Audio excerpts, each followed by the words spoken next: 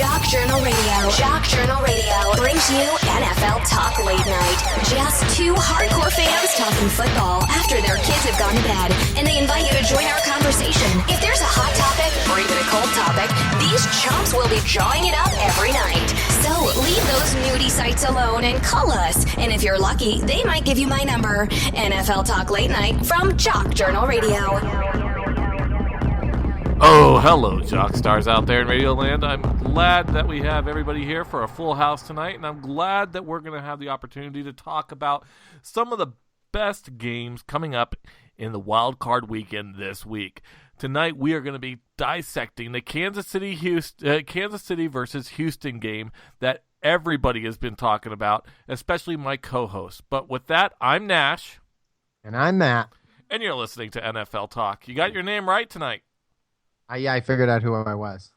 Thank God, because as you, I was about 6 inches shorter and 20 pounds heavier. So I'm glad I figured that out. You know, my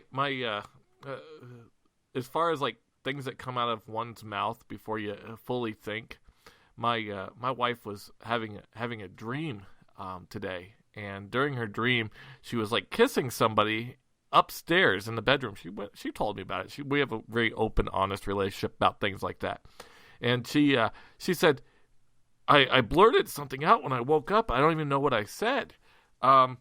It was kind of funny because the thing is we've all said something in bed or heard something in bed at one time in our life that we're like, oh my God, did that really come out? Now, last night I had you calling yourself Nash, and that was pretty awesome. But I remember one time, true to God story, we're about to be intimate, right?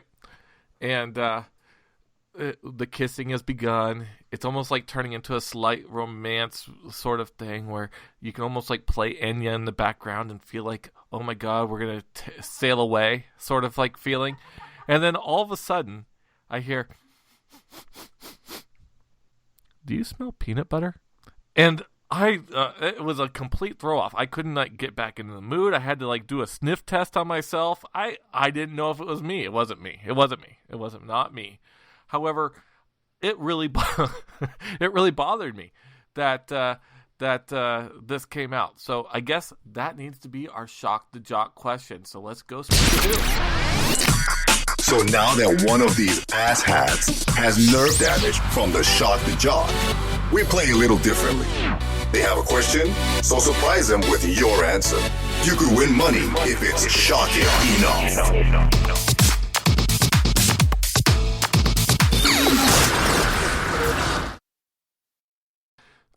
I understand I'm having a little bit of technical difficulties, and I hope that you all bear with me. I don't know if it's transferring over to the thing, and if I'm breaking up, we're going to try to work that out through this process, okay?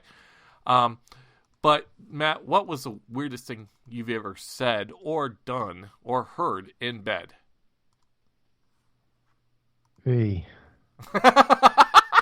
Yeah, that sound actually sound like apprehension, not overwhelmed. It sounded like full blown apprehension. I mean, like you don't want to hear it. You don't want anybody to see it. Yeah, bro. We don't even. I mean, I think you know me. If I went into half the stories of things that have happened in bed, it would hurt people's minds. I would defile their mind. I'm trying to think because I've heard some.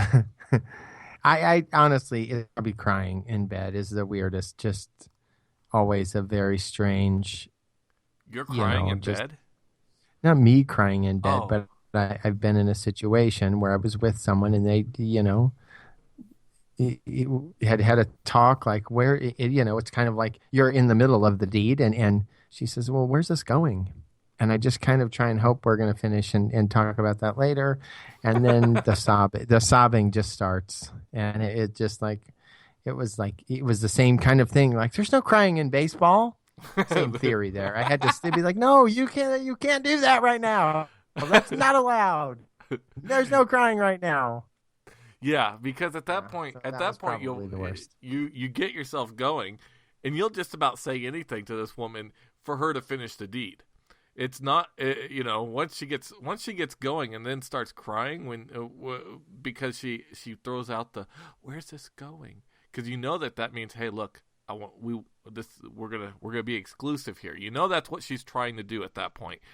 And then if she starts crying because you have too long of a pause, like not a long pause. I didn't say anything. It was it would have been dead silence. There was because it wasn't going anywhere. I mean, let's be honest. No, yeah. And you just are hoping that, so that's not good. That's never happened. And I've heard some other really twisted things, but those are in different contexts. So, okay. So guys, tonight we're going to allow you to not only text us at 77948 to tell us what is the weirdest statement or thing you've heard while you're in bed, but we will also have the opportunity to allow you to call us. So 77948, type the word text space and then your message. But if you want to call us and you want to purge, we're going to turn this into Nash's and Matt's Love Line. You just go ahead and dial us at 405-562-5463, okay? I am dying to hear some of these stories. Also, if you go to jockjournal.com/JJR, there's a form right there. You can fill those out. You tell us where you're from, though, so we could say, hey, from Hoboken, Michigan, they said the weirdest thing I heard in bed was, can you move the kid to the side a little bit more so we have more room? Something like that. Whatever it is. Well, that's not good. We've all had kids at 1 or 6 months old that haven't learned how to sleep in their crib, but you're human beings, so you try to keep them on the full end of the bed. Yeah, at least there's a rule: you don't have sex near the kids. As long as we've all heard stories like this. I'm not gonna go ahead. Okay, I have that rule. Not everyone obviously has that rule. Not everybody has that rule. It is. I've heard plenty of people who said, my kid doesn't have a bed until they're 2 years old. So yeah, there's some real. My kid still sleeps with me. I know the struggle. The struggle is real. My child still sleeps in our bed. Yes, exactly. That's why you have to have a separate room where you go. Yes. I remember back when you guys come to visit, you'll be staying in that room. Oh, no. Clean sheets. Okay, so guys, we want you to go ahead and text us in those things. And those are the ways to get a hold of us. Plus, you can also find us at Facebook at facebook.com/jockjournal and Twitter at jockjournal. So please, guys, give us a holler. I'm already getting lots of things where people are reaching out. We got people in the chat room that's laughing my ass off at Nash, so on and so forth. Cool. Glad you're listening. We love you, TD. Okay, so keep it up. Keep it playing. Keep it rolling. We're going to read those submissions throughout the night as they're coming in. And right now, I'm logging into the Jock Journal radio email so I can find it and find out what you guys have. If email works for you too, radio@jockjournal.com is a way to reach the show. Okay? So, Matt, we got so many things that we need to talk about, but this game deserves to have one whole episode to it because we may not have a second Kansas City Chief game, and I need to pay it the homage that you deserve as my co-host, having your team in the playoffs. Thanks. I mean, I obviously think we are going to have multiple games, but okay. You guys currently are a 3-point spread. Does that? Are you that confident that you don't even feel like, okay, this is not a big issue for us at this point, or is this a case of, a 3-point spread really is not a comfortable thing? I don't feel super overconfident about the Chiefs in this game. What are the Arrowheads feeling? I mean, Arrowhead thinks they're going to win. Come on.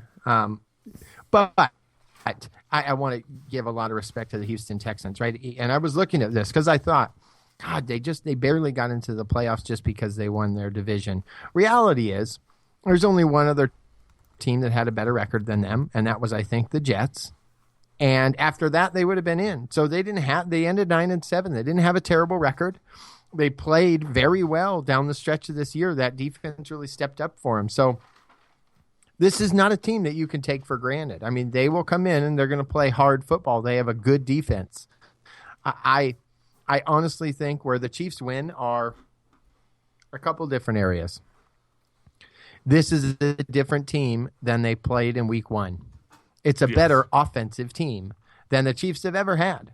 They're giving Alex Smith more room to make decisions, and he's making the right decisions when he needs to. And his confidence is up. He has never made throws like he's been making over the last 6 to 7 weeks.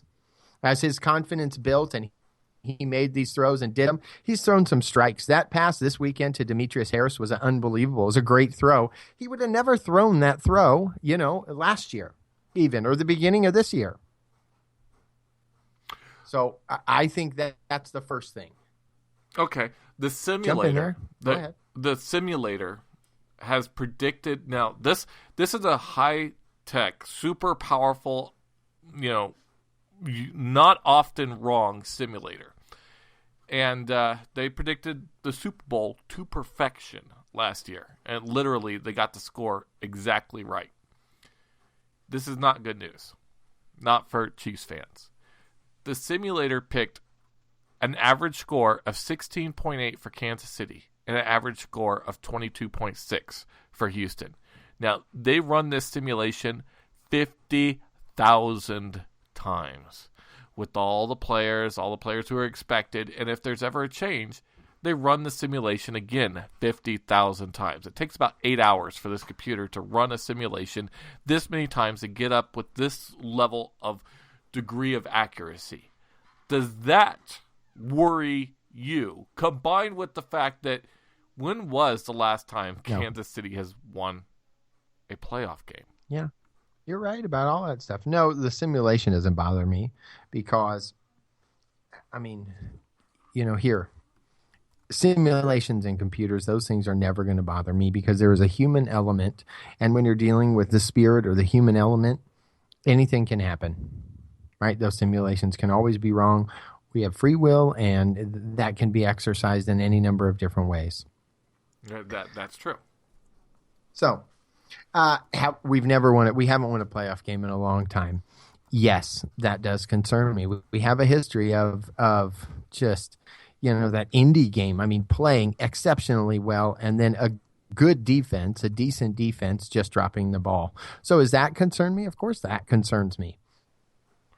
Right? It's almost like there's a wall there at the first round of the playoffs, and I'd love to see them get out of that. And I think they will. Okay. Then as a Chiefs fan here, what are the things that are rolling through your head of like, oh my God, I hope that... And finish that sentence. Justin Houston plays. Okay. And how's that looking right now? It's looking good. Justin Houston is looking like he's going to play. Andy Reid came out. They gave a press conference. Justin Houston probably. It's, if he was designated right now, he's probable for the game. So it looks like he's going to play. Tamba Hawley as well. That's good news for them. Yes, completely. Tamba Hawley is such an underrated player that people are just so unaware of because he doesn't put up dazzling statistics. He just does everything so utterly well.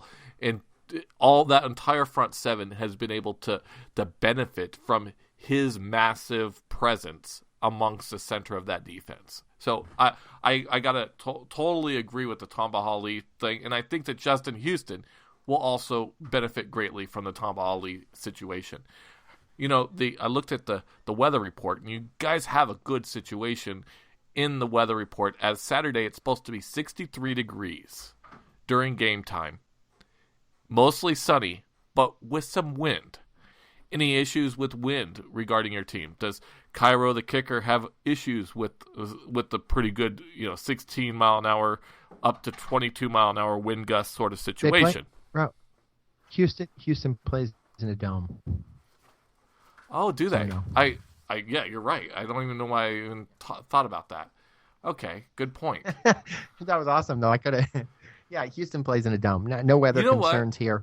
It's weird that I was going through that. For a longest time, I don't know what I was thinking. I think you know what? Well, the Cowboys Stadium has an open air stadium. I've been in football for so long that I was thinking back to the Houston Oilers. That whole, Yeah, and a lot of Jerry a lot Glanville of days. a lot of